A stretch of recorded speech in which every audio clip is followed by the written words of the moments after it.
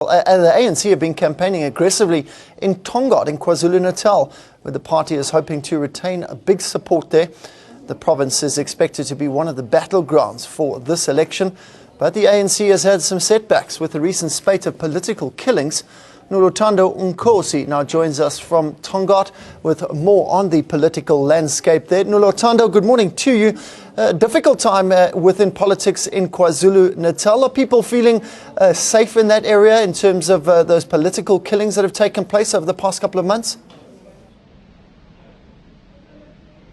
Good morning, Peter, and good morning to the viewers at home. Yes, we are in KwaZulu-Natal, where to date there have been 12 political killings all over the province. There were 4 in Pietermaritzburg. There was a further, I think, 3 or 4 in Newcastle. Just on Monday, there was one in Harding and another in Ladysmith, where the regional secretary for the ANC Women's League was gunned down in her car driving to a Nelson Mandela celebration.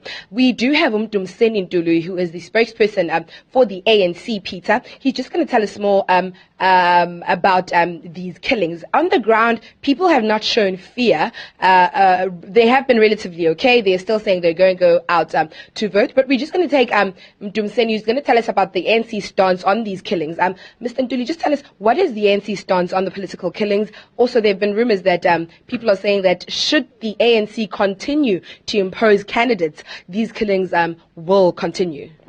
Well, I think first and foremost, the selection process has been done and dusted. It's closed.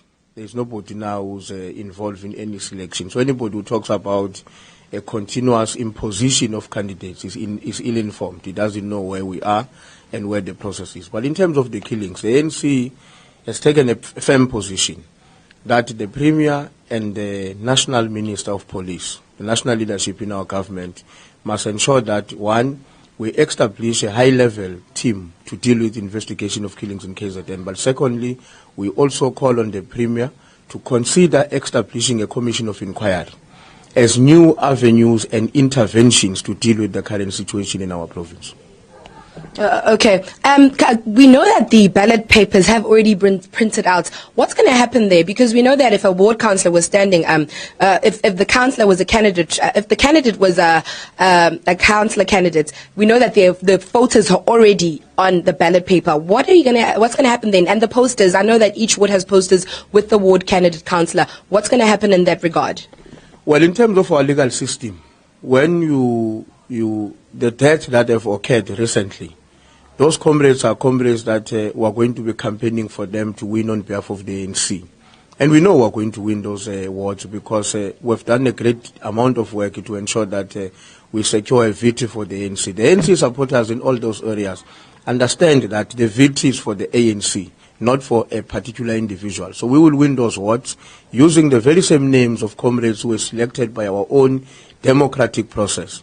At the end of the process, we will then have an opportunity to have a by-election so that we can replace the comrades who have passed away, because the stage at which we are now, there's no way that you can go back and convene a meeting and have a new candidate. But the ANC will be contesting as the party, because it's the party that contests, and of course, there is a name that is always standing on behalf of the party. But in this case, we're calling on our members to defend their own organization and vote for the ANC when they come to the ballot on the 3rd of August. Okay, as we all know, the NFP are not going to be able to take part in this year's elections. There have been speculations that they were heard saying that they are going to go to the by-elections, come hell or high water. Are there any links to these killings with the NFP, perhaps? Well, in our own view, it's very difficult at the moment to connect the current killings with any particular political party. What is a matter of grave concern to us as the leadership of the ANC is the level at which the planning seems to be executed.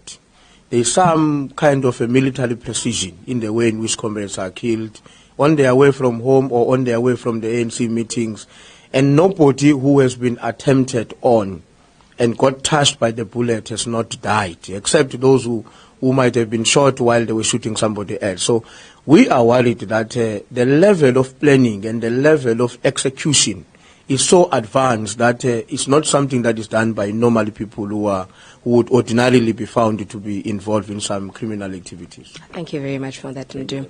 Well, there you have it, Peter. The killings are looking like they're professional killings, but the ANC has taken a strong stance on it, and the Commissioner for the Police is looking into it as well. Back to you in studio.